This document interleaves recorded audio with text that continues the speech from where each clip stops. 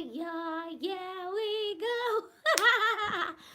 Okay, good day, guys. Welcome to today on Princess Anu TV. Hope you're doing great, fine, awesome, everything, like every single thing. So I'm on your screen today. Number one, to check on you. How are you doing? Yeah, welcome to today's live stream. Hope you're fine. Hope you're great. Hope you're doing okay. And if you are, let me know in the comment section. Do well to also give me a thumbs up. And if you have questions, like for every live stream, I'd like to answer questions because I know that one way or the other, you might have one or two questions to ask. And obviously, I'm here for you, so you can ask your questions. But there's this scholarship that a friend kind of sent to me, and so I went to do some research about it to check about this particular scholarship. So that's what we're also going to be talking about that today. Like, it's a scholarship of like $3,000. Like, when I saw the scholarship, I was like, wow. Though when I went to check it, I wasn't like qualified to apply. Not qualified based on the requirements, but there was a particular requirement that personally I didn't have. So I'm going to be sharing with you in case you are part of this organization, in case you are very much eligible. I will advise you to check up the website, go apply for the scholarship, because um some of the issues we have during flight training is money, and money is one of the biggest factors, and we are always looking for money, money, money.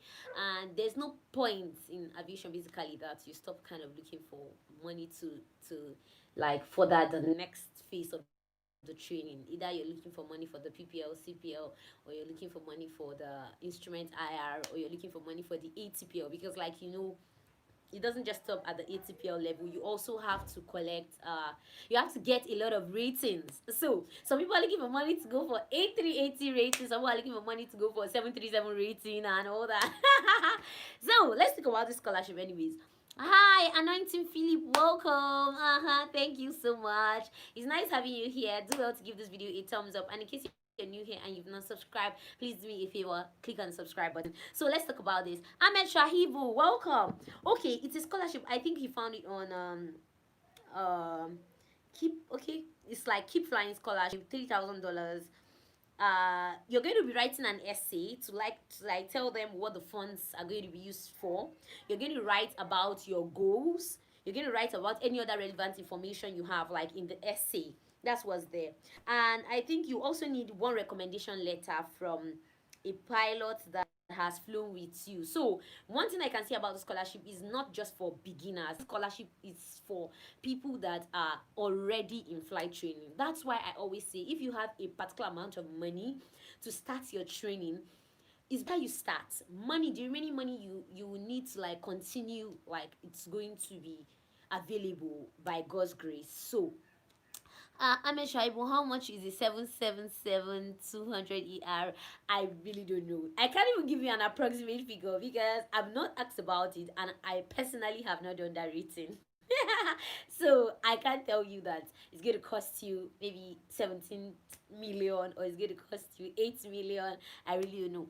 Originals vlog, welcome on board. Thank you so much for joining me in today's live stream. I'm just going to be here for a few minutes. If you have any question, you can leave them in the comment section, and don't forget to give this video a thumbs. Just give me a thumbs up. Thank you.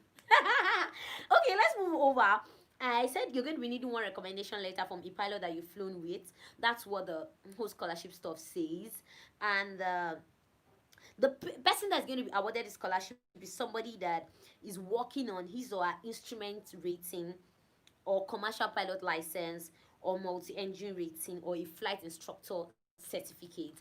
And now another place you can get more information about this scholarship is you have to check WAI.org. That's Women in Aviation International. Another thing I saw, that candidates must hold a PPL, 100 hours flight time, must have passed all their written exams for the certificate sorts that are required by the aviation authority in their country. That's, you must have passed every exam that you need to like enter into that, for you to apply for that scholarship. And another thing is the deadline for that scholarship is 10th November 2020. So you can just check www.womeninAviation, like www.waai.org, You're going to see more details about that scholarship. And I don't know if guys are also allowed, but I think women aviation is not just about the ladies part. Anyways, they also have an accommodation too for guys, because I know that men to sponsor them and all that. So you can just check. You can check. It's going to really like help you so much, especially if you've gone far in your training and you're thinking of how are you going to get money to like continue to like further. I've heard of people saying that I just stopped at PPL phase, I don't have money to do CPL IR. You can apply for this scholarship. It's really going to help you like further in your training. It's going to help you like at least cover up the parts that you don't have money to like cover up, either your instructor's rating or maybe an instrument multi, because there are people that left school just doing the CPL, like they just did the commercial pilot license, they didn't do IRMER. So you can think of getting a scholarship to like do that. And one of the major setback I saw concerning this is that, well, it's not a setback, you must be a member of the Women in Aviation International for you to, yeah, I kind of like do stuff with them like on the school level. Like in my school we have women in aviation personnel, and we kind of join hands together to like do programs. But I think you must be registered, so there's a fee for like there's a fee for students, there's a fee for maybe if you're working, if you're a single member, all those things, there are fees for people. So if you're thinking of joining, I think it's a good place. I'm thinking of joining someday. I don't know how soon, but very very soon I'm going to be joining. And if I had joined, because you must have been a member from that time till from like till November 10th, you must have been a member. At least as at November 10th, let it be that you're a member. That's what is going to qualify you to be able to apply. So if you have any questions concerning this, just go to Women in Aviation, www.wai for that. Does NCAT have precision approach pathway indicators? Like, if you mean these things, oh god.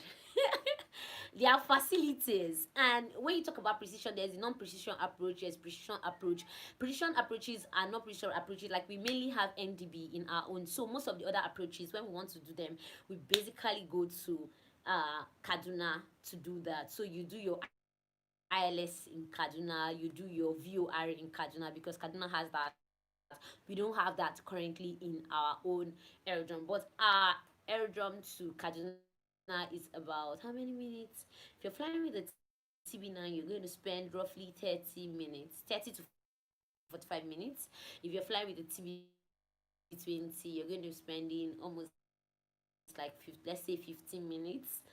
And if you're going with the DA42, you're going to be spending less than, let's say, 6 minutes to get from Zaria to Kaduna. So it's not far for us. It's not far. Like our training, we don't just do all our trainings in Zaria. We do most of our trainings in Kaduna. We do for nitrating in Kanu, because Sunset we don't do some of our trainings there. So in case you're thinking where are craft, you know, sometimes when we land, they give us that thing and say, okay, or I'm going to call it the receipt or the landing booking, and some things that will be included in the script or what, I really don't know. But most of the trainings we don't do in Zaria, we do them in several other aerodromes. So guys, this scholarship was very important for me to tell you guys, because like I said, I always like to talk about ways you can get funding, ways you can get scholarships, ways you can get financial support. And any way I see that I can help you guys to like further your training, I'm definitely going to do that. That's something I promise. And I always want to be on the channel to give you like the best support, trust me. Where do you land during your cross country? Basically, during our cross country, you can land, we land in Jos, especially if you're going to sign your logbook. We land in Jos, we land in Kanu, because you have to fly for a certain nautical miles and land in two different aerodromes. It's requirements by the NCAA for you to be able to get your commercial pilot license. So me, when I went for mine, obviously we all landed. I landed in Kaduna. Correction, I landed in Kanu, and I landed in Jos, all by yourself. Nobody's going to be with you in the cockpit, just you and the aircraft. And the guy up there, like the air traffic controller, and God, which is always there with us. So it's not far. Yeah, God is always there with us. So just you in the aircraft, and sometimes people say it's kind of lonely and all that, but I don't know. For them, it depends on what you're doing. If you're listening to radio communications and all that, it's not lonely. It wasn't lonely like that for me. The only part that I knew I had some itches was when I was calling just from Kanu, and because of the I was flying a small aircraft, and so the radio range from where I was calling Jos wasn't clear enough, so Jos could not hear me. And one of the airliners, the guy had to like talk to me that sorry, Just is not hearing you. They say you should call when you're within range. So I kept on trying to hi mommy. Of the scholarship we talked about. So guys, I just thought I should jump share the scholarship stuff. You guys can check up that website, apply for the scholarship. It's ending November 10th. If you're a member, beautiful. I'm happy for you. If you're not yet a member and you can pay the fee for membership, you can apply for the scholarship.